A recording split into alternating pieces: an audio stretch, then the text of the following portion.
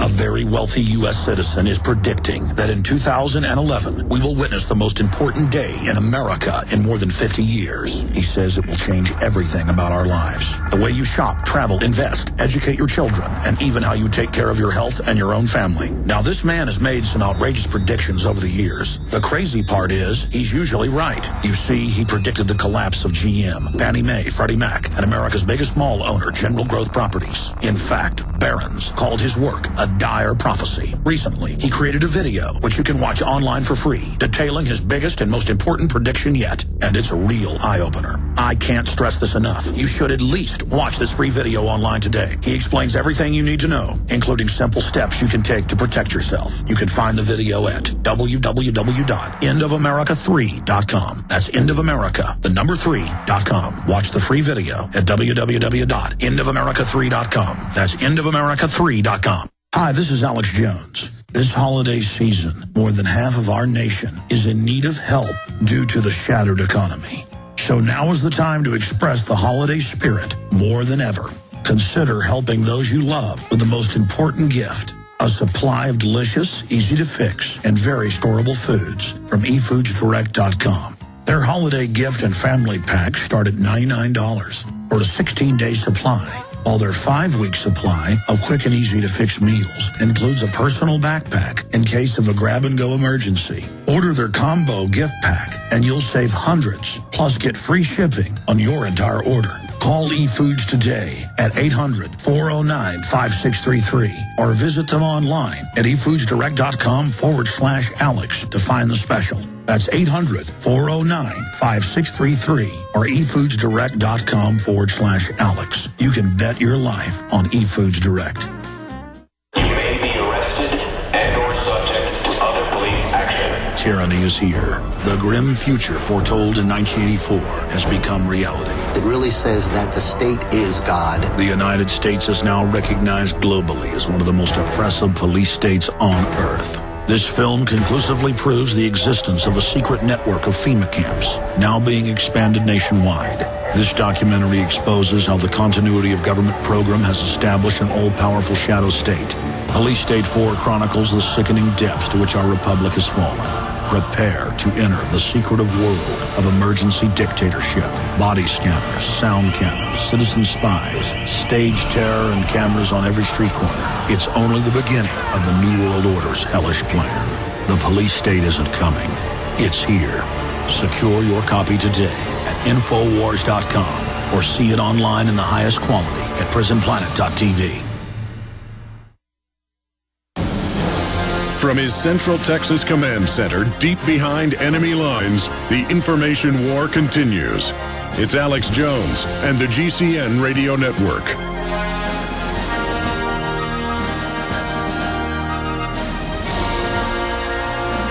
Well, Happy Valley, Penn State, one of the iconic universities, the good guys, old-fashioned.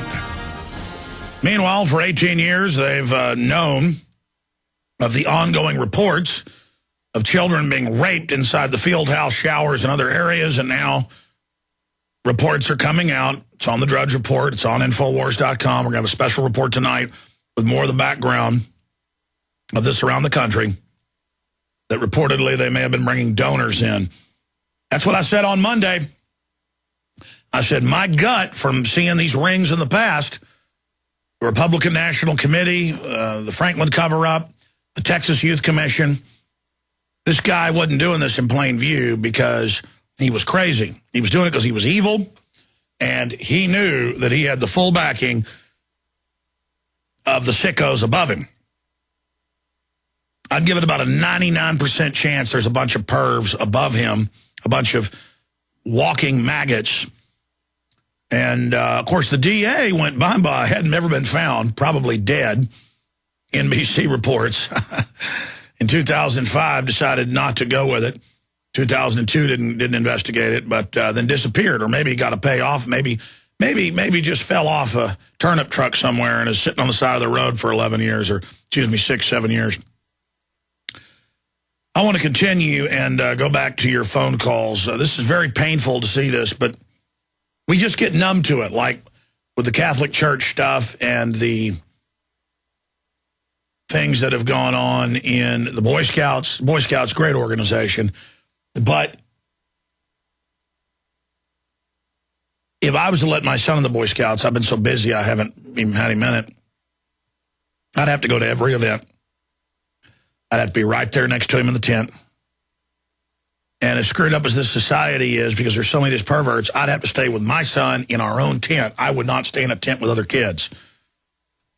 And this really destroys the family. It destroys the image of fatherhood and men as leaders. This is how the devil destroys society. It's how these sickos do this. Because now people are afraid at public events to even, when children talk to them, to even say hi to them. Every man is a suspect because we've allowed these wicked devils to operate. It's incredible. Frank in North Carolina, and then Clayton and others. You're on the air, Frank. Welcome.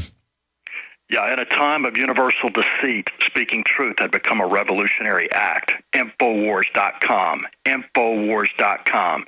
That'll be going out over the local 50,000-watt neocon station tomorrow morning. And that's what I've been doing for months and months, trying to get the word out. I've been getting the word out week after week after week. I'm about the only one that calls in, so I was calling basically just to put a request out. Anybody in my area, there's really only one neocon station here. It's really the only talk radio station. It's 50,000 watts. It covers a wide area. North Carolina even goes down into South Carolina. During the evening, it's actually from Maine to Cuba. So it's a very... oh, yeah, there are AM stations that on average over the day, some of those 50,000 watters might have 1 million listeners, and they can't even get calls because the mainline jellyfish head won't actually dial a phone. We're in that big of a coma. And patriots can call in. Don't lie to the screener. Tell them you want to talk about the issue they want to cover, but then add your addendum to it of websites, news, information. Tell them, you ought to have Alex Jones of Infowars.com on. Not that I even have time to go on those shows. I turn down interviews every day. I'm so busy. But that's a way to get the website out. Plug Ron Paul, whatever. Bring up the New World Order. I'm sorry. Go ahead and finish your point, Frank. Yeah, I've got the Gadsden flag. You know, I've got the Ron Paul Infowars.com on the back of my Jeep. Nobody, no thumbs up, nothing around here. Everybody, bunch of zombies, sports obsessed. They don't care about anything. Well, there is one guy.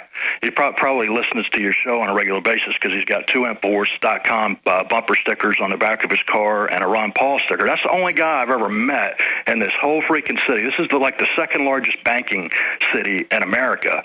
Charlotte, North Carolina, the radio station is W as in Waco, B as in Bohemian, T as in Texas, WBT 1110 AM.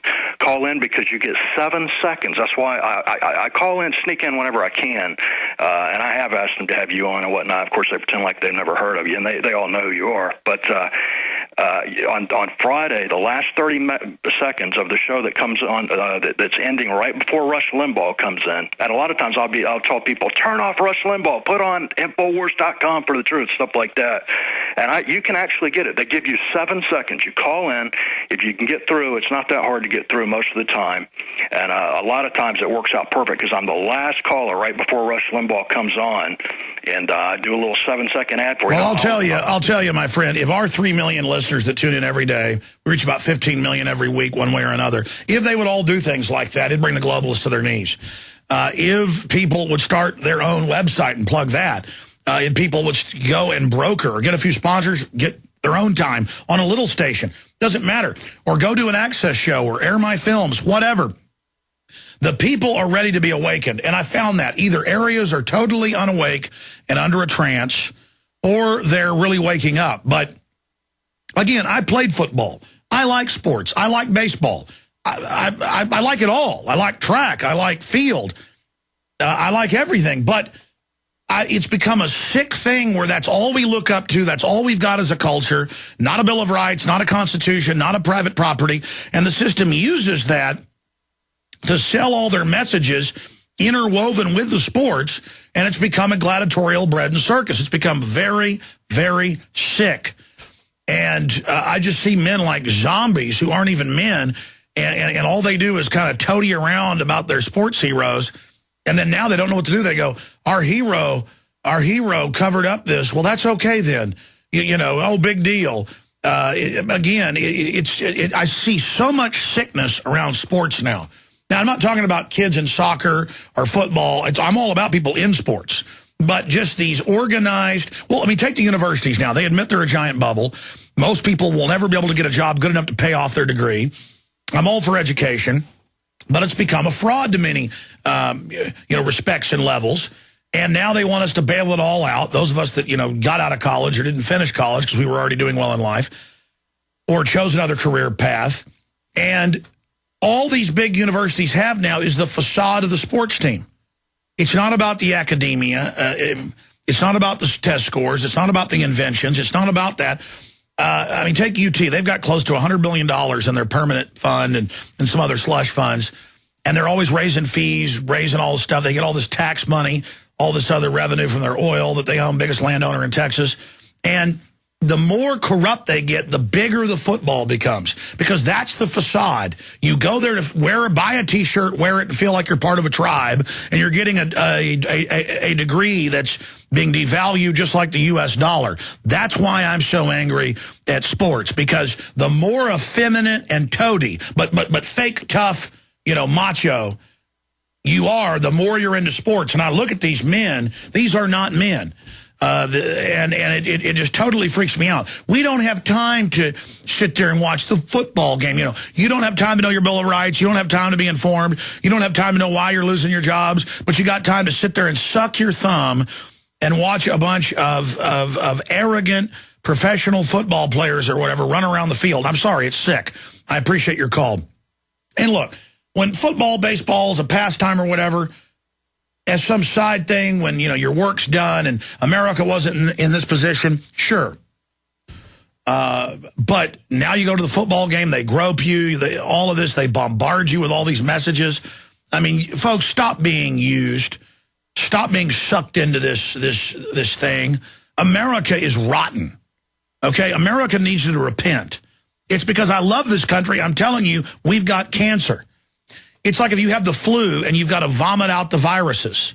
The vomiting is your body getting the poison out. The getting a fever. They always say give babies fever when give babies Tylenol when they have a fever, even though it's 100. The fever is what kills the infection.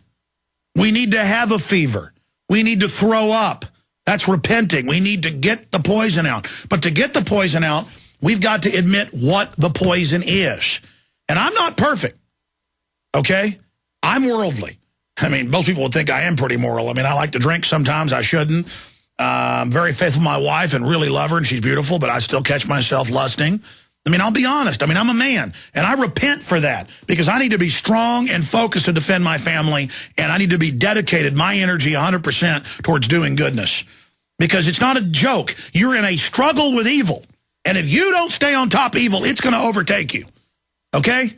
Societally, economically, spiritually. It is an ongoing struggle. Clayton in Ohio, you're on the air. Yeah, I wanted to bring up some issues. The first thing I wanted to bring up was a question. And the first question I have is this. What do you think will be the 21st century version of the Stamp Act? Oh, it was going to be his Christmas tree stamp act yesterday, but they'd killed that. It's probably going to be taking people's houses that the government and the banks don't own. It could be the TSA. In fact, now that I think, TSA is probably going to be the 21st Century Stamp Act, especially when they start highway checkpoints and the first person blows up and, when they grope their kid and shoots a bunch of people and then they call them terrorists and then other people just say, I'm fed up and start doing it. It's going to turn into a civil war like 1776 and then it's on. The Stamp Act will be them coming for the guns. I can't tell you how many veterans and people aren't afraid to die, don't even like life too much anymore, and are looking for it. And the government, in a way, is right. That they know the tyranny they're going to bring in is going to cause a lot of patriots to start fighting them, and they're going to be called terrorists. So it's true. The number one threat to the New World Order is the veterans. Not to the U.S. government, but to the criminals that took it over. So in their internal manuals, when they're trying to take on veterans, they better. Because let me tell you something. These people are ready. They're not scared. They're just holding back. They're hoping things can be turned around.